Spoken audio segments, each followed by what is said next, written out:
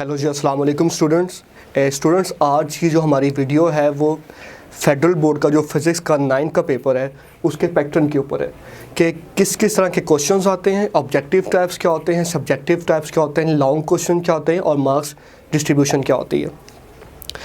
Students, जो total marks federal board के paper में आते हैं फिज़िक्स के वो जी होते हैं 65। अब ये जो 65 मार्क्स हैं ये बड़े हैंडसमली डिवाइड किए होते हैं फेडरल बोर्ड ने। इसके 3 सेक्शन होते हैं इनके। एक होता है ऑब्जेक्टिव टाइप जी,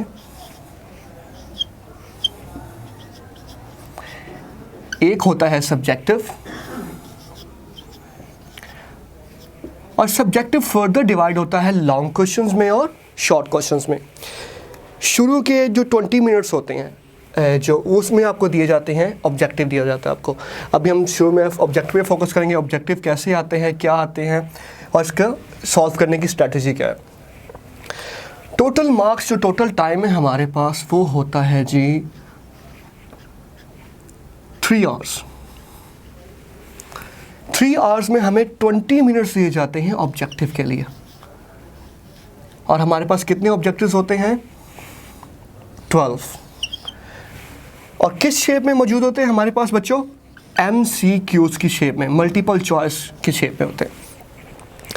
यानी कि आपको क्या दिए जाएंगे? 12 MCQs दिए जाएंगे। 9 चैप्टर्स जो मैंने आपको पिछली वीडियो में बताए हैं उनमें से 12 MCQs बनाएंगे, उनकी स्टेटमेंट देंगे आपको, और उनमें से आपने जो बेस्ट आंसर उसमें आपने सर्कल करना है, टिक करना है अकॉर्डिंग टू रिक्वायरमेंट्स।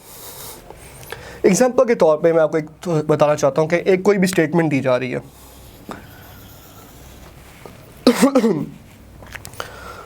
उसके अंदर चॉइसेस दिए जाएंगे आपको 4। A choice, B choice, C choice और D। आपने जो मोस्ट बेस्ट है वो आपने उसमें सर्कल करनी है, टिक करना है, आपने इनको यानी कि आंसर देना है इनका। अच्छा बच्चों, जो ऑब्जेक्टिव पेपर है ना वो आपका आगे अगला पेपर सेट कर देता है। जैसे कि आपने कहावत सुनी होगी, if the start is well then the half is well. अगर बच्चों आपका ऑब्जेक्टिव है ना अच्छा गुजरेगा, अच्छा आप सॉल्व करोगे, तो आपका सब्जेक्टिव पोर्शन भी, जो शॉर्ट क्वेश्चन है और लॉन्ग क्वेश्चन है वो अच्छे, यानी कि आपका एक सेट करता है, आपका फेस होता है आपका पेपर का। और ये बहुत ट्रिकी भी होता है समटाइम्स, बहुत, यानी कि कुछ ऐसे MCQs दे देते हैं जिसमें आपको शक हो रहा था कि दोनों ही आ सकते हैं। तो कैसे आपने कौन सी बेस्ट ऑप्शन चूज़ करनी है वो मैं आपको स्ट्रेटेजी बता देता हूँ इसमें। देखिए बच्चों, मैं throughout the whole academic career और जो मेरे स्टूडेंट्स हैं मैं उनको यही बताता रहता हूँ कि use elimination method. Elimination method होता क्या है कि देखो बच्चों, जो ऑब्जेक्टिव ठीक है, यानी कि पहले जो गलत है आप उसको एलिमिनेट कर दो। फॉर एग्जांपल, एक ये लिखा हुआ है, ये कुछ लिखा हुआ है, ये लिखा हुआ है, ये लिखा हुआ है। अब मुझे श्योर है कि यार इन दो में कंफ्यूज हो रहा हूँ मैं, मुझे श्योर है कि यार ये तो हो नहीं सकता, ये तो हो ही नहीं सकता। हाँ, इन दोनों में देखता हूँ कौन नीयरेस्ट जाता है। तो इसे कहते हैं एलिमिनेशन मेथड, कि जो नहीं है पहले आप उनको एलिमिनेट करो, जो बच जाएंगे उनमें आप देखो कि करीब तरीन पास बेहतर कौन सा जा रहा है, अच्छा नहीं बेहतर कौन सा जा रहा है। ये आपको 12 मार्क्स के आते हैं, 9 चैप्टर्स में से आपको कहीं से भी आपको दे देते हैं। अब उनके लिए कंपलसरी नहीं है कि हर चैप्टर्स में से आपको MCQs दें। हो सकता है कि आपको 4 MCQs चैप्टर नंबर 4 से उठा दें, हो सकता है कि चैप्टर नंबर 1 से आपको 4 दे दे, हो सकता है कि फर्स्ट 4 चैप्टर को वो टच ही ना करें, ऑब्जेक्टिव पोर्शन में लास्ट में दे दे। तो बच्चों सिंपल सी बात यह है कि फेडरल बोर्ड के अंदर अगर आपने ऑब्जेक्टिव में अच्छे मार्क्स लेने हैं तो आपको थॉरली बुक पढ़नी पड़ेगी। आपकी अप्रोच बिल्कुल सीधी होनी चाहिए। ये नहीं कि यहाँ से उठा लिया, ये उठा लिया, आपने थोड़ा सा ये पढ़ लिया। अप्रोच आपकी बिल्कुल सीधी होनी चाहिए, आपको पता होना चाहिए। इसमें आपको दिए जाते हैं 20 मिनट्स दिए जाते हैं, और सिंपल सी 20 मिनट्स मेरे हिसाब से आप मोर देन इनफ, बहुत ज़्यादा हैं। कुछ स्टेटमेंट्स तो सीधी सीधी होंगी जी, सिंपल स्टेटमेंट, ये डेफिनेशन लिखी होगी, नीचे ऑप्शन दिए जाएंगे और आपने उनमें से एक आंसर करना है। जो मोस्ट इम्पॉर्टेंट थिंग है बेटा इसमें, you have to read the statement carefully. जितने अच्छे तरीके से आप स्टेटमेंट पढ़ेंगे बेटा उतनी अच्छे से आपको उस पूरे ऑप्शंस की समझ आएगी, कौन ज़्यादा बेस्ट वहाँ पे सूट करता है। देखिए, आपने अक्सर ये बात सुनी होगी कि जवाब का जो ना, यानी कि किसी चीज़ का जवाब है उसका आंसर, उसका आधा आंसर सवाल में छुपा होता है। तो जब आपने स्टेटमेंट अच्छे तरीके से आपने रीड कर ली बेटा, तो आप कोई मसला नहीं होगा आपको अच्छा करेक्ट आंसर चूज़ करने में। 20 minutes are more than enough. इसमें आपको देखो बेटा, लास्ट मैंने आपको बताया था ये पिछले वीडियो में कि इसमें आपको जो फिज़िक्स में हम जो मैथ्स को डील करते हैं, मैथ्स का जो अप्रोच यूज़ कहाँ पे करना है एज अ टूल, वो हम फिज़िक्स में करते हैं। तो ये उसको हम फिज़िक्स की लैंग्वेज में न्यूमेरिकल्स बोलते हैं। तो न्यूमेरिकल्स भी इसमें आ जाएंगे। डेफिनेशन पूछ सकता है, कुछ वैसे कुछ कंपैरिजन पूछ सकता है, कुछ भी पूछ सकता है आपसे। बेटा ऑब्जेक्टिव के बाद, जैसे 20 मिनट्स के बाद आपसे ऑब्जेक्टिव ले लिया जाएगा और आपको दे दिया जाएगा सब्जेक्टिव पार्ट।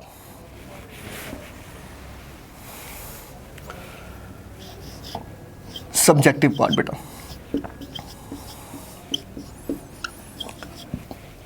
सब्जेक्टिव पार्ट में बेटा एक क्वेश्चन नंबर 2 होगा, इसमें क्या बेटा आपने करने होंगे, शॉर्ट क्वेश्चन सॉल्व करने होंगे।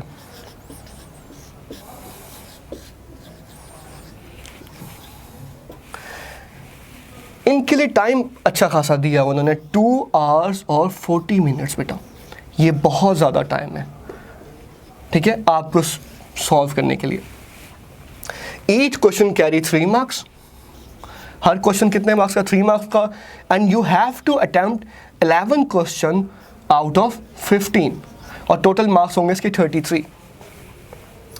यानी कि आपके पास 15 क्वेश्चन की चॉइस होगी, 1 2 3, जैसे कोई भी 1 2 3 अप टू सो ऑन 15 में से जो आपको बेस्ट 11 आते हैं आपने वो चूज़ करने हैं, और आपको चॉइस 4 की दी जा रही है। बेटा सेम इसमें उनके लिए कोई कंपल्सरी उनके लिए नहीं है कि वो एक चैप्टर से ही सारे बना दें, एक चैप्टर से एक लाजमी उठाएं। लेकिन अगर आप लास्ट 4-5 ईयर्स के पेपर्स देखें तो उसमें हम एक चीज़ नोट करते हैं कि हर पेपर से ना, हर चैप्टर से एक आधा वो शॉर्ट क्वेश्चन ज़रूर उठाता है। और फर्स्ट थिंग, शॉर्ट क्वेश्चन को अटेम्प्ट करने की स्ट्रेटजी बच्चों ये है कि चूज़ बेस्ट वन जो आपको बहुत अच्छे आते हैं। एग्जाम्पल के तौर पे आपको बच्चे आते हैं 14 क्वेश्चन आते हैं, 13 आते हैं, 12 आते हैं, तो देखो बेटा उसमें आपको बेस्ट कौन से आते हैं, क्योंकि मार्क वही होने हैं जो आपने फर्स्ट 11 लिखे हैं। अगर आप उससे और करते जाओगे वो एफिशिएंसी कोई नहीं आपकी, उल्टा वेस्टेज ऑफ टाइम है। जो फर्स्ट 11 टीचर को नज़र आएंगे, एग्जामिनर को नज़र आएंगे, चेकर को नज़र आएंगे, उसने वही टिक करने, उन्हीं को उसमें मार्क करनी, उन्हीं की बेसिस पे। शॉर्ट क्वेश्चन बेटा इनको सॉल्व करने की स्ट्रैटेजी सिंपल सी है कि ना आपका आंसर बड़ा क्रिस्प होना चाहिए, बड़ा यानी कि ना जैसे क्रैक सा नहीं होता, बड़ा अच्छा सा मज़ेदार आपका आंसर होना चाहिए। 4 to 5 लाइंस में जो उसने चीज़ पूछी आपको वही एक्सप्लेन करनी चाहिए। आप ये ना सोचें कि 3 मार्क्स हैं तो आई शुड राइट समथिंग, 7 लाइनें लिख दूँ, 8 लाइनें लिख दूँ, बेटा नहीं। 4 to 5 लाइन्स, हर 6 lines are more than enough 3 marks के लिए। और देखिए, और शॉर्ट क्वेश्चन जो ना, जो जिसकी ये आपकी स्ट्रैटेजी बताता है टूवर्ड्स द पेपर। एक बच्चे को सब कुछ आता है, 2 बच्चे में कंपैरिजन कर लेता हूँ मैं। एक ने क्या लिखा जी, 1.5 पेज का या 1 पेज का शॉर्ट क्वेश्चन लिख दिया, एक ने 4 to 5 लाइन 6 लाइन्स का लिख दिया। चले, अब मैं एज अ चेकर मैं क्या करूँगा, मैं पूरा रीड करूँगा और देखें आपने 1 पेज लिखा है तो वहाँ पे आपकी गलती के चांसेस ज़्यादा हैं।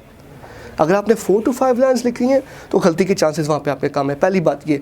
दूसरी बात ये, देखिए आपको जो पेपर चेक कर रहे होते हैं वो अपने फील्ड में बेस्ट होते हैं। आप ये ना सोचें कि उन्होंने ऐसे ऐसे टिक कर देना, ऐसा कुछ नहीं होता। जो आंसर उनको क्रिस्पी लगेगा, एक्यूरेट लगेगा, टू द पॉइंट लगेगा, बेटा मार्क्स उसके मिलने।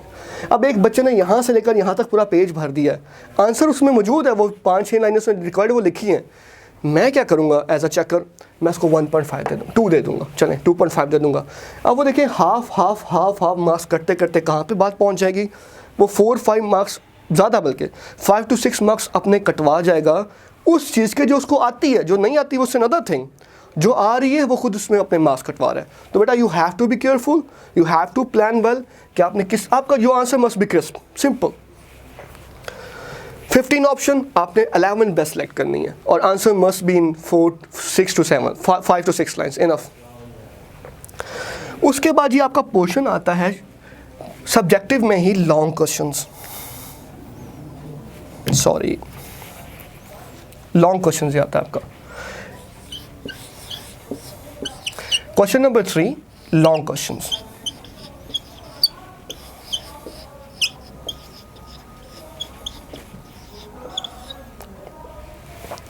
लॉन्ग क्वेश्चन बेटा जी ये होते हैं आपके 20 मार्क्स के जी। And each question carry 10 marks. 20 marks के होते हैं, 20 मार्क्स के होते हैं। आपको 3 क्वेश्चन दिए जाएंगे। फॉर एग्जाम्पल क्वेश्चन नंबर 3 के फर्दर होंगे क्वेश्चन नंबर 1, 2 और 3। You have to select best 2। जो 2 अच्छे आपको आते हैं आपने वो सिलेक्ट करने। देखो बेटा, इसमें क्या होगा कि मस्ट नहीं है कि लॉन्ग क्वेश्चन एग्जाम्पल के तौर पे उसने उठाया है चैप्टर नंबर 2 से, काइनेमैटिक्स से उठाया है, तो पूरा क्वेश्चन वो काइनेमैटिक्स से ही बनाएगा।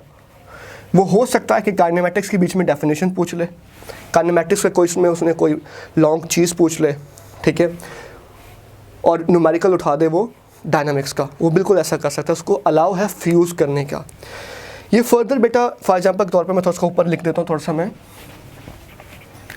अब क्वेश्चन नंबर 3 का जो क्वेश्चन नंबर 1 है, जो आपने फॉर एग्जाम्पल फर्स्ट सेलेक्ट किया, ये फर्दर आगे डिवाइड होता है पार्ट ए में और पार्ट बी में। ये फर्दर आगे डिवाइड हो जाता है।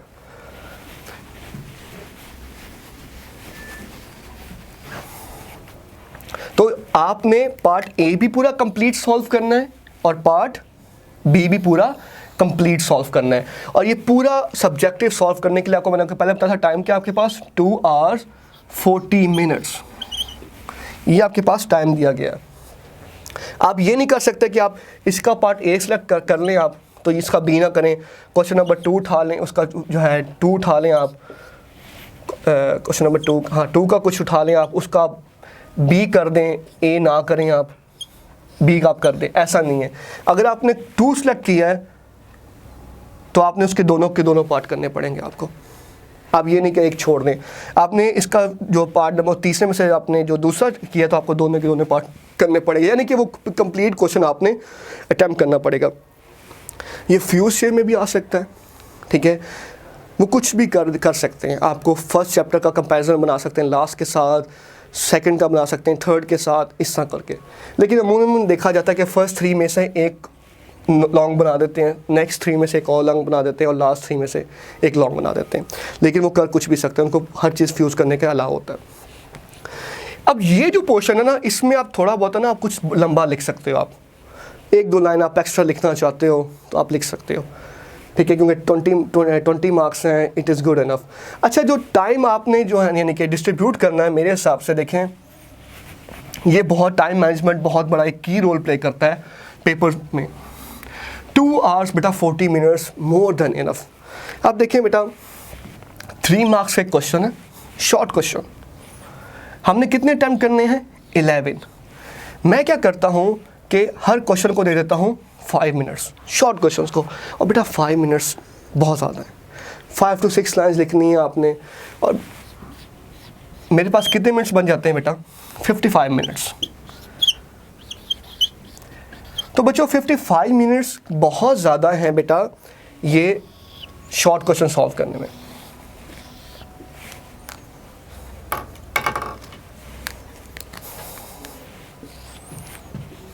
शॉर्ट क्वेश्चन में सॉल्व करने में। सेम फॉर लॉन्ग क्वेश्चन, आप 25 मिनट्स दे दें आप एक लॉन्ग क्वेश्चन को।